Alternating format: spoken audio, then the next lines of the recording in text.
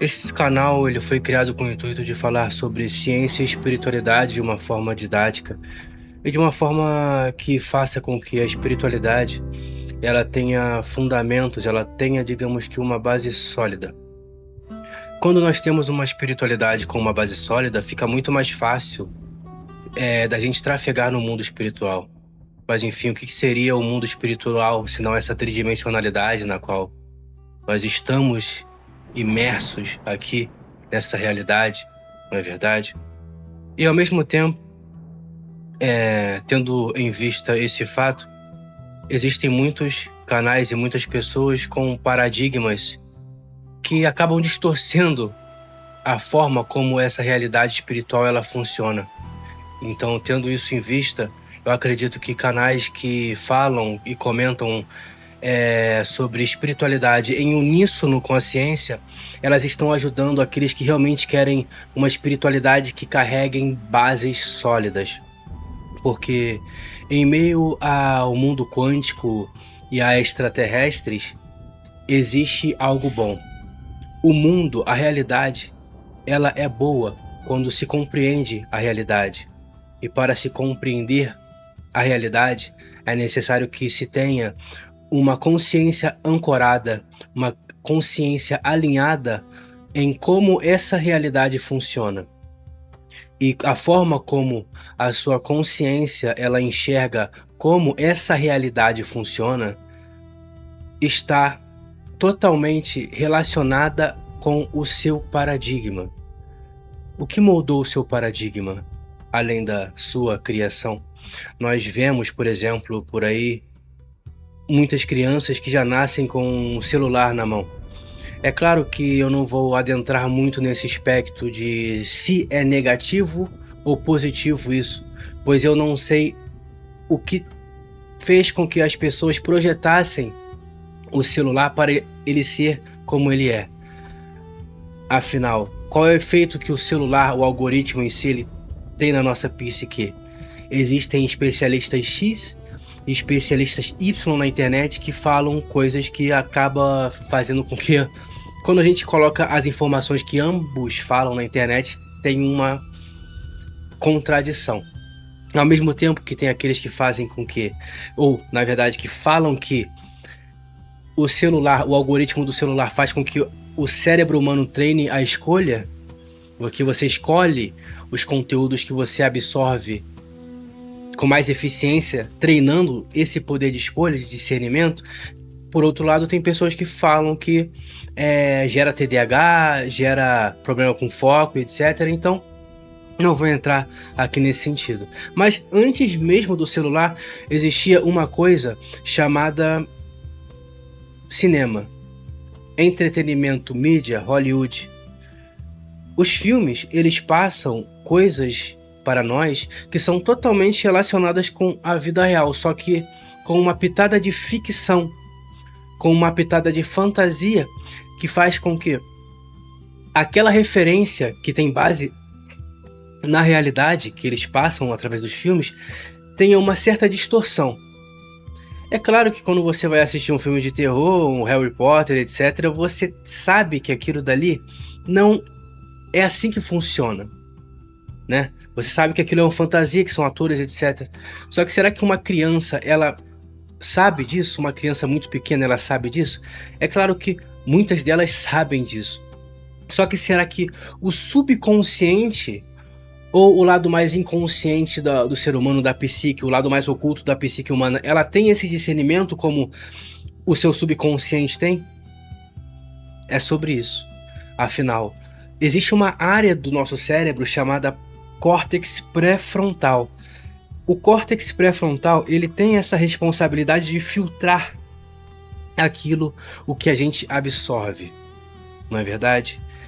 E se por acaso ocorresse uma, digamos que falha nesse processo de absorção, fazendo com que às vezes a gente acabe passando coisas para o nosso psique ou para nossa consciência que não deveriam passar, a ponto de fazer com que quando o seu cérebro está absorvendo um filme ali, aquele conteúdo, aquela informação, passa alguma coisa que a pessoa acha que é real e não é, mesmo sem querer, aquilo acaba, digamos que, fazendo parte do paradigma dessa pessoa.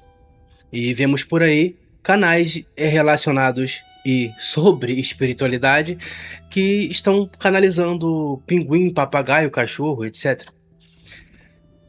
É claro que, dentro dessa lógica, existe o fato de que nós somos seres que transcendem essa tridimensionalidade. Nós não apenas simplesmente somos o que nós vemos. Nós somos fragmentos de algo maior. E ao mesmo tempo que nós somos fragmentos de algo maior, e fique tranquilo que eu vou dar seguimento a esse assunto, a me aprofundar sobre isso ao longo do vídeo, mas ao mesmo tempo que existe esse lado metafísico da vida, ou seja, aquilo que transcende a física, a lógica da vida tridimensional que transcende a tridimensionalidade, digamos assim. Ao mesmo tempo que existe esse lado, existe o lado ilusório do mundo que acaba fazendo com que esse lado metafísico fique distorcido também. A pessoa olha tudo como uma fantasia, até mesmo aquilo que não é. Mas enfim, vamos explicar, se aprofundar nesse assunto. Em meados de 3.300 anos atrás, um faraó chamado Amenófis IV, que posteriormente foi sendo conhecido como Akhenaton, ou Akhenaton, prefiro dizer assim, ele explanou para o mundo um conceito esse que seria a primeira visão ou a primeira propagação monoteísta existencial já registrada. É claro que eu não tiro a chance de ter existido outras formas ou idealizações de monoteísmo, antes mesmo dessa que Akhenaton propagou. Mas, digamos que categorizada, registrada, etc., foi a primeira forma de monoteísmo. O que é monoteísmo? Monoteísmo é o ato de enxergar Deus como sendo aquilo ou algo que transcende o humano. O politeísmo, ele tem uma visão o tanto quanto pagã, que é o humano é um Deus, o ser humano é um Deus, o rei é o Deus, o imperador é o Deus, o pai humano é o Deus. E também tem o fato de adorações de estátuas, etc., que representam algo que também é visto como paganismo, tá? No caso, Akhenaton propagou esse primeiro conceito de monoteísmo através de Aton. Aton, ele era simbolizado através de uma imagem de um disco solar. Esse disco solar, que era literalmente a representação do que seria o Sol, do que é o Sol, ele irradia a vida para o mundo. A vida, o sentido da vida, o calor que faz com que a gente consiga cocriar nesse plano tridimensional. E foi exatamente isso que me chamou a atenção quando eu fui estudar Akhenaton, ou Akhenaton, com mais profundidade em paralelo com a ciência. Porque há 3.000 anos atrás, ou 3.300 anos atrás, ele tinha idealizado Aton como uma representação do Sol sendo algo divino, que projeta a vida e a realidade. E hoje a ciência entende que o Sol ele é uma grande fonte de duas coisas que formam praticamente toda a nossa realidade existencial. Eu vou pedir nesse momento para que, se esse conteúdo está sendo interessante para você, que por favor se inscreva, comente o que você achará desse conteúdo a seguir, porque ele é incrível. É uma das formas de fazer com que a espiritualidade e a ciência se unam a ponto da gente enxergar a espiritualidade como uma forma incrível e ao mesmo tempo pé no chão, sem ser viajada, tudo bem? Então vamos lá. Hoje, a ciência já tem um entendimento de que o Sol ele é a fonte de duas coisas incríveis que formam essa nossa realidade, que é a radiação eletromagnética e o fóton. Primeiro, vamos falar sobre o fóton. O fóton ele é partícula e ao mesmo tempo que ele é partícula, ele também é onda. Essa realidade tridimensional na qual nós nos encontramos, essa realidade tridimensional, ele é formado por uma matéria densa, uma matéria sólida. Essa matéria sólida, ela é formada por partícula, ou seja, por átomos. O átomo, ele é uma onda densificada. Mas como é que essa onda ela é densificada? É uma onda densificada através do ato de eu pegar, digamos assim, no sentido, digamos, figurativo, né? É necessário um raciocínio abstrato nesse momento. Se tem uma onda e eu quero densificar esta onda, eu pego o próton, eu pego o nêutron e o elétron, eu junto e pronto, tá aqui. Realidade tridimensional. É isso. Toda essa realidade que nós vemos é composta por partículas, por átomos. Próton, nêutron, elétron juntou átomo, correto? Então, o fóton, ele também tem essa propriedade de partícula, só que ao mesmo tempo que ele tem essa propriedade de partícula, ele também é onda. Não é interessante? O fóton é partícula e onda ao mesmo tempo. Vamos lá. A luz, ela é uma onda. Se no local exato onde você se encontra, quando você olha ao redor, você pode estar no ônibus, você pode estar dentro do quarto, na sala, etc.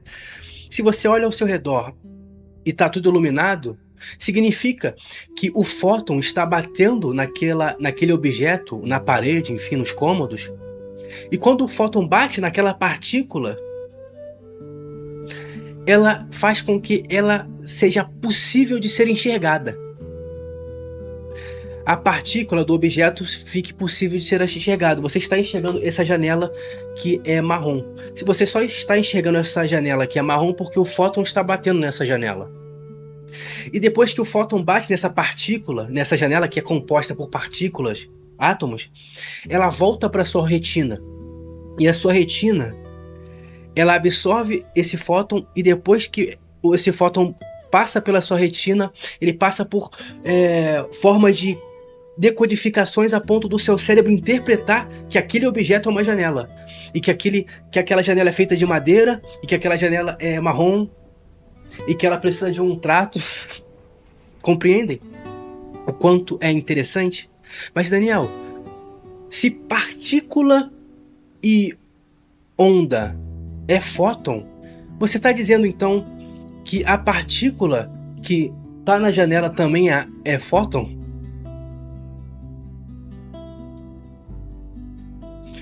Aí eu deixo isso com vocês. É uma reflexão interessante. Porque se o fóton ele é partícula e onda ao mesmo tempo, ele é aquilo que ilumina esse objeto a ponto da gente enxergar. E ao mesmo tempo ele é esse objeto. Atom, o Sol, ele é uma grande fonte de fótons. E ao mesmo tempo que ele é uma fonte gigantesca de fótons, uma fonte incrível de fótons, como eu disse, ele também é uma fonte de radiação eletromagnética. Isso que é interessante, você só consegue enviar uma mensagem do seu celular para a China, para outro estado, para papai, para mamãe, para filhinho, para colega de trabalho, para colega de faculdade, etc., sem a necessidade de fios, devido ao fato do celular emitir e receber radiação eletromagnética. Ou seja, a radiação eletromagnética é uma onda que carrega informações. Na radiação eletromagnética tem um monte de tipos de informações, ou seja, formas de se codificar informações. Raio-X, infravermelho não sei o que, um monte de propriedades de ondas que fazem com que aquela radiação eletromagnética possa ser lida como uma informação e a gente possa ler aquela informação. Agora, se através da radiação eletromagnética o seu celular, sim, minha capinha aqui, o seu celular consegue emitir ou transmitir informação, um filme de 2 horas, um vídeo do YouTube, uma música, etc., para outro celular sem a necessidade de fios, através da radiação eletromagnética, sendo um simples celular, imagina o Sol. Imagina a quantidade de informações que uma onda como a radiação eletromagnética advinda do Sol pode carregar. Exatamente. Aí, se a gente para refletir, essa realidade aqui, tridimensional, ela é formada por partículas e a gente consegue enxergar por causa dos fótons, etc. E tem a radiação eletromagnética que está tudo girando aqui, que está tudo aqui. O que nós somos?